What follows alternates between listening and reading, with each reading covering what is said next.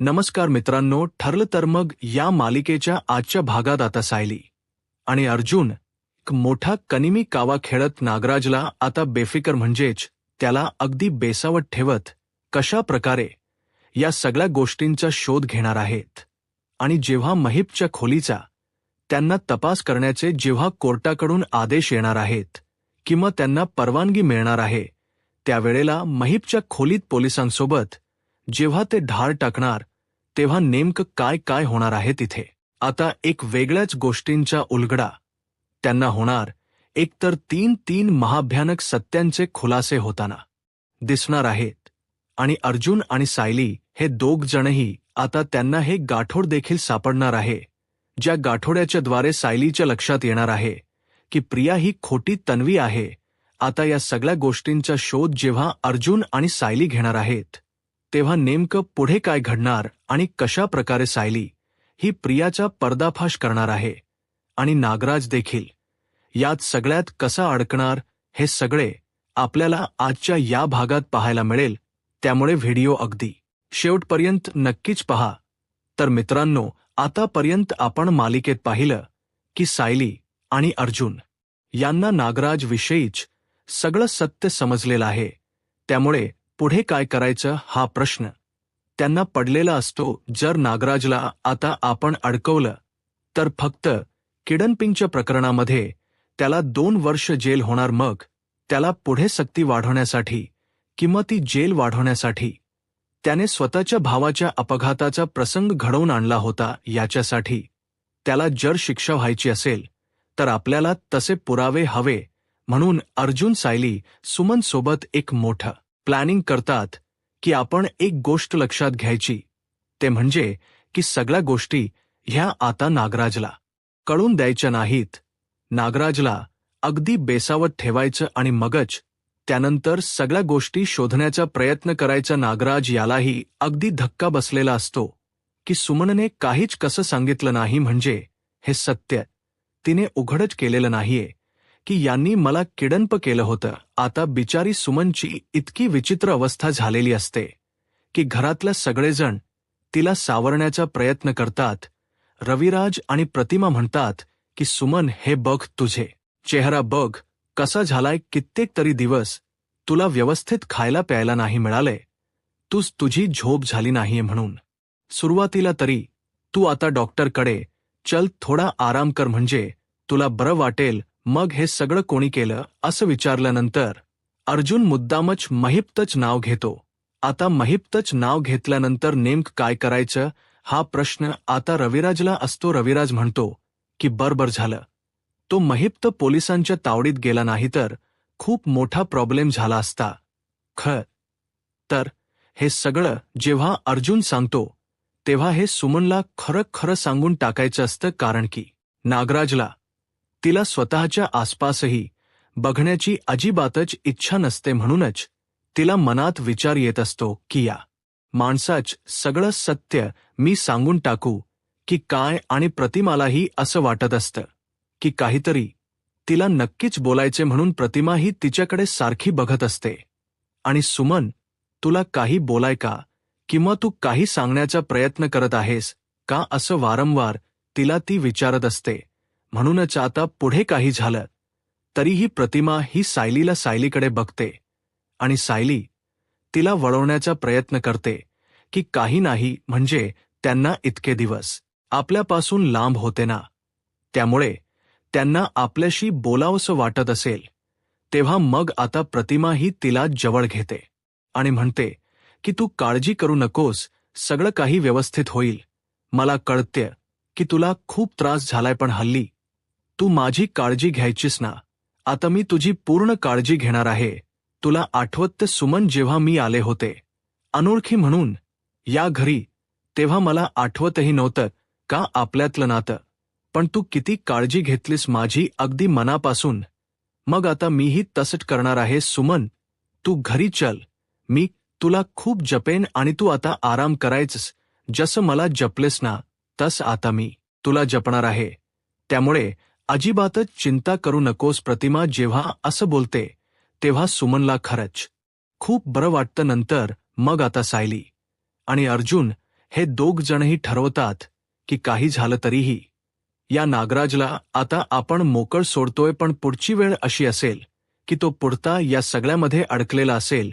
त्याला अजिबातच कुठल्याही बाबतीत आपण वाव द्यायचं नाहीये, कारण हा नागराज जो आहे तो किती हलकट माणूस आहे हे आपल्याला माहिती. आता अर्जुन आणि सायली हे दोघ जण ठरवतात की सुरुवातीला आपण महिप्त सोबत काही बोलायचं, आणि पण सायलीच्या बोलण्यावरून अर्जुनच्या लक्षात येतं की आपण त्या महिप्तशी बोलून काहीच फायदा होणार नाहीये, कारण की महिप्त हा कधीही बोलणार नाही अशी कोणती तरी गोष्ट आहे जी महिप्तला खाते. त्यामुळे आपण आता महिप्तला हे सगळं विचारायला जायचं नाही. हे जे सगळं काही आहे ना, काय चाललंय कशाबद्दल, हे सगळं आपण न विचारता आपण या सगळ्या गोष्टीला लीगली जाऊया. तेव्हा नागराज आणि सुमन वगैरे घरी निघून गेलेले असतात. अर्जुन हा रविराजशी बोलत असतो आणि त्याला विचारतो की सिनियर, आपल्याला हे सगळं आता कसं करता येईल, म्हणजे महिप्त तरी अजून काही सत्य सांगत नाहीये. तेव्हा महिप्तच्या बाबतीत तो ठरवतो की आपण एक निर्णय घेऊया, ते म्हणजे की आपण महिप्तच्या घरावर धाड टाकूया. म्हणजे आपल्याला पोलिसांथ्रू किंवा कोर्टाथ्रू जर ऑर्डर मिळाली की आपण तिथे जाऊ किंवा परवानगी मिळाली ना, तर मात्र आपल्याला नक्कीच काहीतरी शोधता येईल. आता अर्जुन आणि पोलीस यांच्यामध्येही संवाद मध्ये होत असतो आणि पोलीस हे अर्जुनला सांगतात की काही झालं तरीही महिप्त शिकरे त्याला कितीही काही केलं, 3rd डिग्री टॉर्चर दिली तरीही तो सत्य बोलायला तयार नाहीये, तो काहीच खरं सांगत नाहीये. तर मग आता अर्जुनला आता याच्यावरती मार्ग तोडगा काढायचा असतो. आता सुमन घरी आलेली असते, त्यामुळे प्रियाला एक वेगळीच भीती असते. जर या सुमन काकूने मला पाहिलं असेल तर, आणि जर त्या दिवशी तिने मला पाहिलं असतं तर किती मोठा प्रॉब्लेम झाला असता, असं सगळं आता ती मनातल्या मनातच विचार करत असते. नागराज आणि ती बाहेर भेटतात. तेव्हा नागराज तिला म्हणतो की हे बघ, मला माहिती आहे तन्वी, हे जे काही सगळं काही चाललंय ना, ते सगळ्या वेगळ्याच गोष्टीने चाललंय. तेव्हा प्रिया म्हणते की मलाही कळत नाहीये नागराज काका, ही सुमन काकू तिने तोंड बंदच कसं ठेवलं, म्हणजे तुमच्या विरोधात ती काहीच का नाही बोलली. तेव्हा नागराज म्हणतो की हे बघ, मला एक वाटते प्रिया की नक्कीच काहीतरी ती घाबरलेली असणार, म्हणजे इतके दिवस मी तिला डांबून ठेवलं ना, जर तिने खरं सांगितलं असतं तर मग घरच यांची काय हालत झाली असती, किंवा दादा आणि वहिनी यांची काय हालत झाली असती. आणि त्याला घाबरूनच मला असं वाटतंय की तिने नकार दिला असावा हे सगळं करायला. मग त्यावर प्रिया म्हणत असते की मला तरी तसंच वाटतंय, कारण जर तिने काही तोंड उघडलं असत तर तुम्ही गेला असता जेलमध्ये, हे तिला माहीत असेल. आणि तशी सुमन काकू खूप भोळी आहे, त्यामुळे तिने काही खरं सांगितलं नसेल. असं आता अर्जुन आणि सायली हे दोघंजणही बोलतात. नंतर मग नागराज म्हणतो की हो, मलाही त्याचंच टेन्शन आलं होतं की ही बया तोंड उघडते की काय, परंतु तिने तोंड उघडलं नाही. खरं ते पथ्यावरच पडलं. आपल्या महिप्तच नाव तिने घेतलं, म्हणजे कस महिप्तच याच्यामध्ये अडकत जाईल. आता तिच्या किडनपिंगचा सगळा आळ आहे तोही महिप्तवरच जाईल. म्हणजे बरं झालं या सगळ्या गोष्टी आपल्या बाजूने घडल्या नाही तर खूप मोठा प्रॉब्लेम झाला असता नागराजला.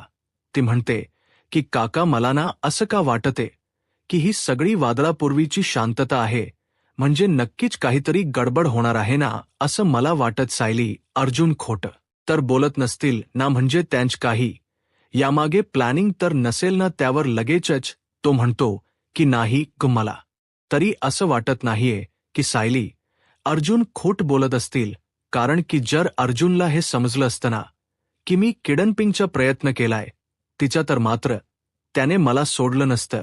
तो असा आहे ना की त्याने लगेच जेलमध्ये टाकलं असतं. आणि म्हणूनच हे दोघंजणांना अजूनही काही माहीत नसणार नाही, तर तो माझ्याशी असा नॉर्मली वागतच नसता. तेव्हा मग रविराज म्हणतो की चला सुमन, आता आपण आपल्या घरी जाऊया. तुला आरामाची खरंच खूप गरज आहे, त्यामुळे तुला काळजी घ्यायची गरज आहे. चल आपण निघूया. तेव्हा आता सायली आणि अर्जुन हे तिला म्हणतात की अजिबात चिंता करू नको सुमन काकू, आम्ही आहोत. सगळेजण तुझ्या सोबत आणि हळूच सायली ही सुमनला रूममध्ये घेऊन जाते आणि तिला सगळं समजवते की आता सुमन काकू, तुम्ही फक्त तुमच्या तब्येतीवरती लक्ष द्या. आता नागराज काकाचा नेमके चेहरा काय आहे आपल्याला तर समजले ना. त्यामुळे किती काही झालं तरीही आपल्याला या सगळ्या गोष्टींचं सत्य आहे ते शोधायचं आहे आणि त्यासाठी तुम्हाला व्यवस्थित ठीक होणं गरजेचं आहे. तेव्हा मग सुमन ही स्वतःच्या तब्येतीवरती लक्ष देऊ लागते आणि सध्या तरी नागराजच्या बाबतीत काय घडतंय याच्यावरती लक्ष देत नाही. नंतर मग अर्जुन आणि चैतन्य यांच्यामध्ये बोलणं होतं. रविराजच्या मदतीने म्हणजेच हायकोर्टामध्ये जे वकील असतात त्यांच्याशी बोलणं झाल्यानंतर सायली आणि अर्जुन यांना महिपच्या घरी छापा टाकण्याची परवानगी मिळते आणि पोलिसांच्या थ्रू ही मदत होते. कारण की महिप्त त्याच तोंड काहीच उघडत नसतो. आता महिप्त तोंड उघडत नाही, त्याच्यामुळे सगळं सत्य काय आहे ते कळत नसतं. आता सायली अर्जुन दोघ जणही ठरवतात की आपण हे सत्य काय आहे ना ते शोधायचं, म्हणजे शोधायचंच. नंतर सायली आणि अर्जुन ठरवतात की आपल्याला आता कोर्टाची ऑर्डर मिळाली, त्यामुळे आपल्याला तिकडे जायला काहीही प्रॉब्लेम नाहीये. आपण तिकडे जाऊया आणि सगळं सत्य शोधून काढायचे की नेमकं काय घडत आहे. त्यानंतर मग आता इथे नागराज हा पूर्णपणे गाफील असतो की काही झालं तरी आपण आता अडकणार नाही. नागराज आता जाऊन महिपला भेटून त्याला सगळं सत्य सांगतो की हे बघ, आतापर्यंत जे काही घडले ना ते सगळं माझ्या बाजूने आहे, म्हणजे हा सगळा गेम माझ्या बाजूने आहे आणि माझी बायको तिनेही तोंड उघडलेलं नाहीये. या उलट तिने तुझंच नाव घेतले की तू किडनप केलं होच तिला. त्यामुळे लक्षात ठेव, इथून पुढे सगळ्या दोया माझ्या हातात आहेत. महिप्त, तुझ्या त्यामुळे तुझी मुलगी आणि बाकीच्या सगळ्या गोष्टींचा विचार कर आणि घाबरून रहा. अजूनही तोंड उघडू नकोस. आता अर्जुन ठरवतो की हे जे काही सगळं यांच चाललं ना या सगळ्याचा पर्दाफाश करायचा आहे. आता नागराज आणि प्रिया हे दोघंही अगदी टेन्शन फ्री असतात, कारण की महिप्तने त्यांना अगदी वचनच दिलेलं असतं की काळजी करू नका, काही झालं तरीही मी तुमचं नाव येऊ देणार नाही. नागराज शेठ किंवा त्या चिचुंद्रीच, पण तुम्ही माझ्या लेकीला काहीही होऊ द्यायचं नाही. इतक्याच त्यांच्यात बोलणं झालेलं असतं आणि अर्जुनने आता त्याचा वेगळा मार्ग शोधलेला असतो. महिप्त तोंड उघडत नाही. नागराजच सत्य तर शोधायचं आहे. मग काय करायचं? खायनली पोलीस दिवस ठरवतात. कोर्टाची ऑर्डर आल्यामुळे अर्जुनला ते कॉल करतात आणि म्हणतात की मिस्टर अर्जुन सुभेदार, आपल्याला आता महिप्त शिकरे याच्या घरावर धाड टाकण्याची संधी मिळालेली आहे. त्यामुळे कोर्टाने ऑर्डर मिळाल्यामुळे आपण आता निघूया. आता चैतन्य आणि अर्जुन हे दोघंजणही खूप खुश होतात. चैतन्य म्हणतो की बरं झालं अर्जुन, आपल्याला आता पुढच्या या गोष्टी काहीतरी शोधता येतील. महिपच्या घरी अशा बऱ्याच गोष्टी सापडू शकतात ज्याने आपण सगळ्या गोष्टी व्यवस्थितपणे शोधू शकतो. तेव्हा अर्जुन आता खुश होऊन सायलीला म्हणतो की सायली, आपलं आता अखेर मेहनत फळायला येणार आहे, कारण की इतक्या दिवस आपण या सगळ्या गोष्टींच्या मागे लागलेलो, फायनली या गोष्टी आपल्या बाजूने घडणार आहेत. अर्जुन आणि सायली आता ठरवतात की जे काही आपल्याला वेळ मिळेल त्या वेळेत आपल्याला सगळ्या गोष्टी व्यवस्थितपणे हाताळायच्या आहेत. आता रविराज आणि अर्जुन हे दोघ जणही बाहेर भेटतात. रविराज त्याला बेस्ट ऑफ लक करून म्हणतो की हे बघ अर्जुन, मी काही तिकडे येणार नाहीये, परंतु पोलिसांसोबत तू सगळ्या गोष्टी अगदी व्यवस्थितपणे मॅनेज कर, म्हणजे तिथे काय सापडत काही नाही त्या गोष्टींच्या अगदी बारीक हाताळणे कर आणि त्याच्यामध्ये जर व्यवस्थित काही असलं तर ते तू चेक कर. मला माहिती आहे की तू सगळं नीट बघशील. अर्जुन आणि सायली हे दोघ जणही ठरवतात की आता आपण आतमध्ये जाऊया. कोर्टाची ऑर्डर आल्यामुळे चैतन्य आणि आतमध्ये शिरत असतात. तेव्हा मग इन्स्पेक्टर सावंत हे देखील अर्जुन आणि सायरी चैतन्याच्या मदतीला असतात. त्याचप्रमाणे काही कॉन्स्टेबलही असतात ज्या साक्षीच्या रूममध्ये जायला तयार असतात.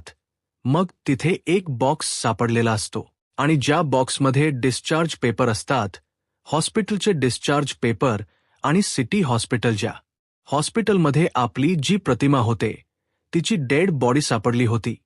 त्या हॉस्पिटलच्या काही रिसेट असतात आणि काही आणखी गोष्टी असतात. तेव्हा अर्जुन आणि सायली तो पेपर बघतात आणि त्या पेपरवरची एक इनवॉइस देखील असतं आणि त्या इनवॉइसवरती अमाऊंट दिलेली असते, पेमेंट केलेली, आणि मागच्या बाजूला फाईलमध्ये पेमेंट टू NK असं लिहिलेलं असतं. आता NK याचा अर्थ काय अर्जुन विचार करत असतानाच सायली पटकन बोलून दाखवते की NK म्हणजे नागराज किल्लेदार. याचा अर्थ या महिप्तने नागराज काकाला पेमेंट केले असा याचा अर्थ होतो का? तेव्हा हे सगळं बघत असताना सायली म्हणते की नक्की हे सगळं काय आहे, याच गोष्टी समजत नाहीयेत. नक्की महिप्त शिकरे या सगळ्या गोष्टी आपल्या नागराज काकांना परत त्याने का पेमेंट केलं असेल, कशासाठी? तर मग अर्जुन विचार करतो की कदाचित हे जो पेमेंट असेल, हे जो गोष्टी मॅनेज करतोय त्या माणसासाठी हे पेमेंट असेल, तर महिप्तला स्वतःहून त्याच्याशी कुठलाही संबंध दाखवायचा नसेल. तर असं म्हणून आता अर्जुन आणि सायली यांना एक एक गोष्टीचा उलगडा व्हायला लागतो. इकडे प्रतिमा आणि रविराज यांनाही टेन्शन आलेलं असत की नक्की काय होणार आहे. अर्जुन आणि सायली हे महिप्तच्या घरी गेलेत तर खरं, परंतु तिथे काही सापडते की नाही, आणि या सगळ्याची कुठेतरी जर नागराजचा संबंध असेल तर पुढे काय घडेल याचाही विचार प्रतिमाच्या डोक्यामध्ये येत असतो. सुमनला ही गोष्ट माहीत असते, परंतु ते ही गोष्ट नागराज किंवा कोणालाही कळून देत नाही, कारण की महिप्तच्या घरावर जर छापा टाकणार त्याच्या अगोदर जाऊन नागराजने जर काही गायब केलं तर म्हणून अर्जुनने अगदी व्यवस्थितपणे विचार करूनच नागराजला काही कळू दिलेलं नसतं. आता अर्जुन आणि सायलीला यांना या ठिकाणी बऱ्याच गोष्टी सापडतात. इनवॉइस घेऊन गेल्यानंतर अर्जुन सायलीला एक फाईल सापडते आणि ज्या फाईलमध्ये खोटो असतो प्रियाचा, आणि त्या ठिकाणी लिहिलेलं असतं की ही खोटीत नवी, आणि तिच्या खोटोवर क्रॉस लावलेलं असं. तेव्हा अर्जुन सायलीला म्हणतो की सायली, हे सगळं काय म्हणजे? हा जो फोटो आहे तो मला जरा वेगळाच दिसतोय. ही खोटीत नवी याचा अर्थ काय म्हणजे? या अपघातापासूनच सगळी एक फाईल ही महिप्तच्या घरात तयार असते आणि त्या फाईलमध्ये सगळ्या गोष्टी असतात. म्हणजेच महिप्त हा नागराजकडून सुपारी घेतो. त्याचप्रमाणे नागराजकडून सुपारी घेतल्यानंतर त्याच्या जवळ बाजूला महिप्तच्या बरोबर नागराज असतो. त्याप्रमाणे खालच्या बाजूला एक वेगळाच बाण असतो आणि ज्याच्यामध्ये बाबू ड्रायव त्याचा खोटो असतो आणि त्या खोटोमध्ये अपघात करणारा असं त्याचं नाव असतं. आणि त्याचबरोबर खालच्या बाजूने जे असतात ते म्हणजे तिघांचे खोटोज असतात. रविराज, प्रतिमा, त्याचप्रमाणे सायली म्हणजे सायलीच लहानपणीचा तिथे खोटो असतो. आता त्याचबरोबर या सगळ्या गोष्टीमध्ये जेव्हा अपघात हा व्यवस्थित होत नाही किंवा अनसक्सेसफुल होतो, त्यामध्ये गेलेल्या नावांमध्ये प्रतिमाचं आणि त्याचप्रमाणे प्रियाचं म्हणजे सायलीच नाव असतं. लहानपणी जी तन्वी असते तिचा खोटो असतो. या दोघीही मेल्यात तसं त्यात दाखवलेलं असतं आणि ते वर्ष असं अपघाताचं. त्याचप्रमाणे काही वर्षानंतर तन्वी म्हणजेच प्रियाचा जो आत्ताचा खोटो असतो तो तिथे लावलेला असतो आणि खोटी तन्वी असं त्याच्यावर लिहिलेलं असतं. आता हे सगळं नेमकं काय आहे ते अर्जुन आणि सायली यांच्या लक्षात येत नसतं आणि हे सगळं खूप कन्फ्युजन असतं. परंतु हे सगळं अर्जुनच्या लक्षात आलेलं असतं की ह्या डायग्राममध्ये नक्की ते काय दाखवण्याचा प्रयत्न करत आहेत. नक्की महिप्त आणि नागराज यांनी काय केले हे सगळं त्या डायग्रामवरून पूर्णपणे क्लिअर झालेलं असतं. सायली म्हणते की अर्जुन सर बघा ना, यामधून स्पष्ट होते की हे सगळं घडवून आणलंय ते म्हणजे नागराज काका आणि महिप्तनेच. आता सायलीला देखील त्याच्यामुळे जबरदस्त असा धक्का बसलेला असतो आणि प्रिया खोटी तन्वी असं त्याच्यावर लिहिलेलं असतं. आता सायलीलाही त्याचा धक्का बसतो की ही प्रिया खोटी तन्वी याचा अर्थ काय म्हणजे ही तन्वी नाहीये का, ही प्रतिनुत्या आणि रविराज काकांची मुलगी नाहीये का, असाही प्रश्न आता तिला चांगलाच पडलेला असतो.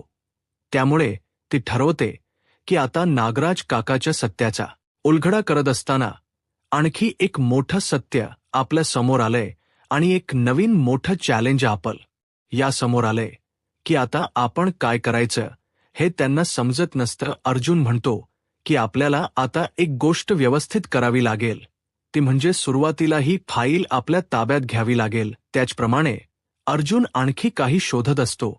त्यावेळेला त्याला तिथे गाठोड सापडलेलं असतं आणि ते गाठोड सापडल्यानंतर अर्जुन म्हणतो की आपल्याला आता या गाठोड्यामधूनही बऱ्याच गोष्टी मिळू शकतात.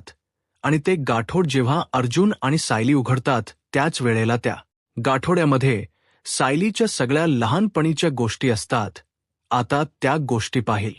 यानंतर सायलीला पुन्हा थोडा त्रास होऊ लागतो. सायली म्हणते की अर्जुन सर, मला असं वाटत ना की या गोष्टींची माझा काहीतरी संबंध आहे. म्हणून अर्जुन त्या गोष्टी जाऊन रविराजला दाखवतो आणि रविराजला दाखवल्यानंतर प्रतिभाच बोलते की अशा ह्या ज्या काही चित्र असतात ना, ती माझी लहानपणीत नवी काढायची, हे फुलपाखराची चित्र किंवा आणखी काही. त्यावेळेला मग सायली म्हणते की प्रतिमात्या, हे असे चित्र ना मी काढायची, मला असं अंधुक साठवते की फुलपाखराची वगैरे चित्र अशी मी काढायची.